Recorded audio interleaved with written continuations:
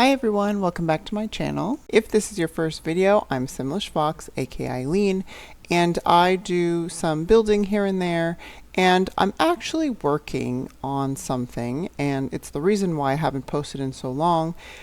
I'm working on a what if series, so I'm wanting to expand on the current lore of The Sims 4. So for instance, I'm starting with the Goth family. If you've seen my previous Goth family renovation, I actually moved them to the house next door and then renovated that house to fit their aesthetic, but the original Goth estate is still there.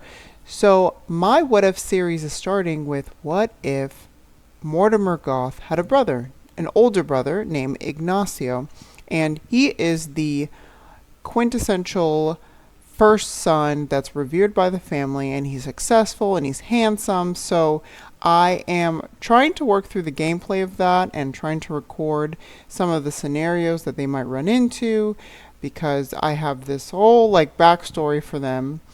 And it's been pretty fun, but it is really difficult and it takes a long time because I don't want to cheat all of the relationships and I don't want to cheat some of their interactions. So it's taking longer than I anticipated, but I am working on that. So look out for that soon. But while I was doing that, I had this idea for this shoe house. And if you don't know, there's an old Mother Goose poem, and it's called "There Was an Old Lady That Lived in a Shoe." And I figured this would be perfect for the Glimmerbrook neighborhood, because I imagined this giant like walking around and he left one of his boots and the spellcaster finds it and makes it her home. So I do have a spellcaster in this boot, and I think I had to work through, and you'll see, I had to work through a couple of aesthetic things because I wanted to look like a boot. But of course it's a massive boot and it's old.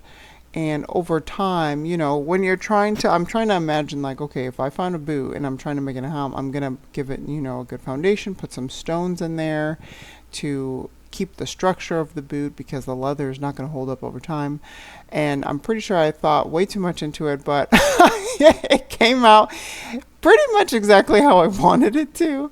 So, yeah, I will put on the gallery. I'm tweaking a couple things, but I will put on the gallery because I think it's such a good idea. And yeah, you'll see the spellcaster that I do have in there, and of course some interior images as well. And yeah, enjoy me trying to work through how to make a boot into a house.